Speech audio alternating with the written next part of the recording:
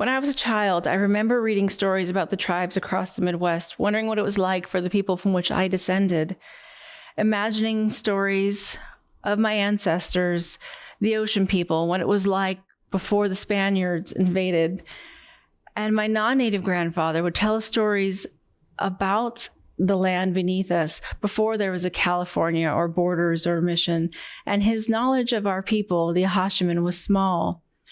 And I didn't really fully understand the weight of what he was sharing, but I felt it. I felt it in the way that he would tell us and the way my family gathered, and we would keep the traditions alive. And as I grew older, I understood that it wasn't really about where we came from. It was about how we stayed connected. Miyuyam no tung, Shannon Moila Peshwa Wingfield. Hello, my name is Shannon Moon-Otter Wingfield, and I'm a proud enrolled member of the Juaneño Band of Mission Indians, Acjachemen Nation. And I serve on our tribal council as a second term as a tribal secretary, and I'm honored to protect our sovereignty, our people, and our culture. And I want to ask you, and I'm going to give you my answer as well, about what does it mean to be connected to your people, your culture, and your future? And more importantly, how do you ensure that connection isn't lost? If you were to ask the average person to picture a Native American, what would they see? Would they imagine a person in a history book, a black and white picture, a person with a buckskin and a headdress, or a sports mascot? What they probably wouldn't picture is someone like me standing here in front of you today speaking to you. And that's the misconception. We're often seen as something in the past, not in the present. And that's typical. We often are seen as carrying the history with us, and we often have to adapt to the modern realities of life.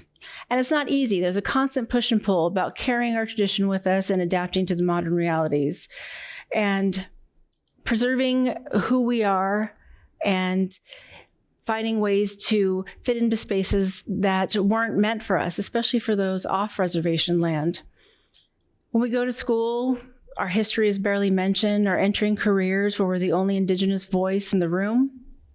And for me, serving on tribal council, even now in 2025, where we're fighting for recognition, and I have to prove my lineage. I have to show that I come from my ancestors, Zodut and Zoquet, who built their family and their home and their life long before the government who questions their existence.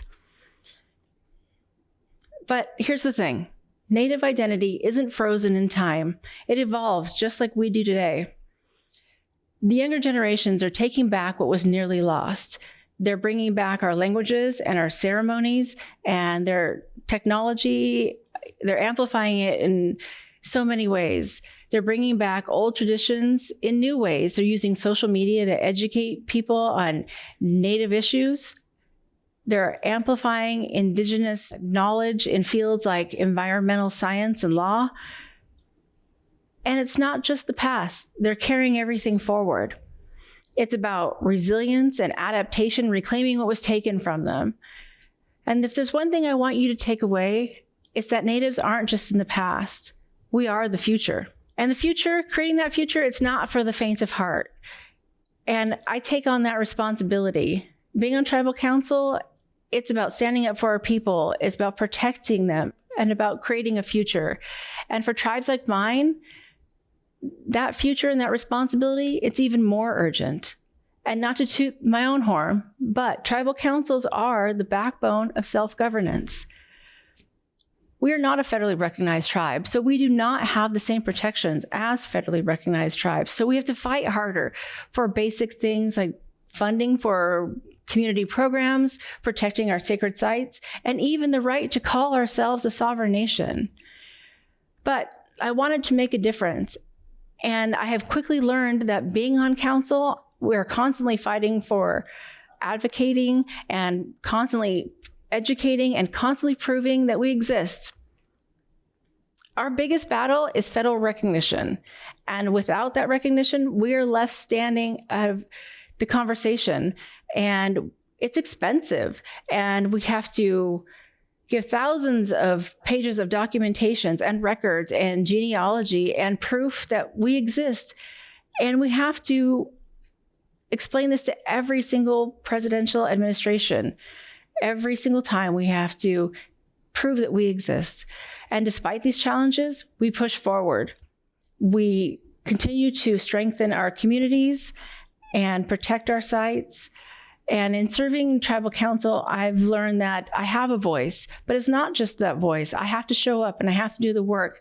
And we continue to fight the battles. And we do it so that the generations to come don't have to continue to fight the battles that we're fighting right now. And it's like our parents. We want to make sure that we have more and do better than they did. But we're not just fighting for ourselves. We're fighting for every ancestor that came before us and every generation that is to come. But one of the hardest truths about being Native American is that we are at the mercy of shifting political landscapes. With every administration change, there's progress and there's setbacks. But through it all, Native communities are forced to adapt, and they fight and they survive. But we've also learned that Native rights are very fragile.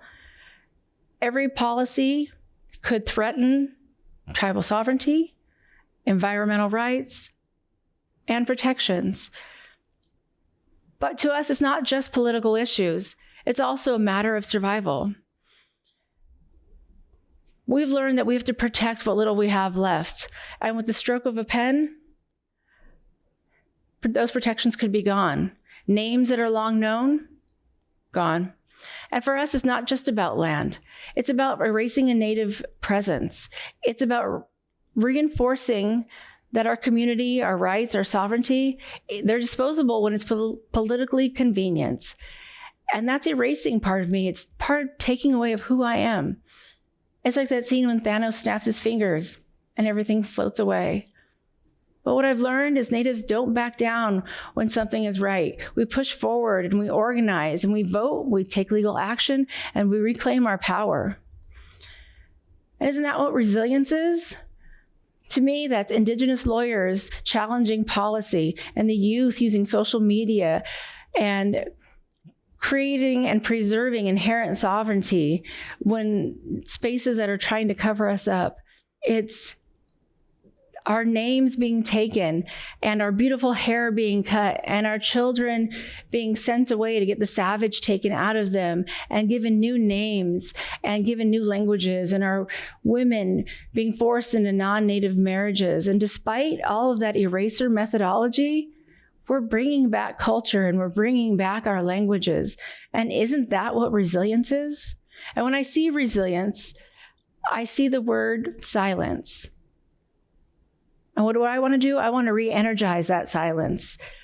And the word resilience, the etymology is different. It means rebound. But when I see it, re-energize the silence. And I use my voice as a woman, a Native woman, a bear dancer, and a political figure.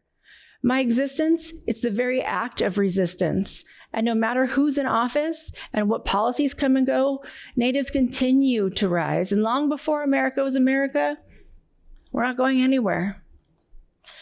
So as I've shared my modern struggles and my personal fight for sovereignty, it comes back to one thing: connection. Connection to our ancestors who allow us to be here today, to evolve and thrive despite erasure. Connected to leadership, a fight not just for ourselves, but generations to come. Connected to advocacy, because our survival has always been political. And it's not just a Native fight, but it's a human fight, a fight for respect and a fight for justice, the recognition of Indigenous people, because we're not relics of the past. We're a part of the present and the future. And I ask Natives and non-Natives alike, how do we strengthen this connection? It starts with listening, and it starts with learning, and it starts with challenging the narrative that we only exist in history books. So support Native voices. Advocate for tribal sovereignty. Understand that the fight isn't for recognition of the right to exist on our own terms. Support Indigenous voices. Advocate for tribal sovereignty.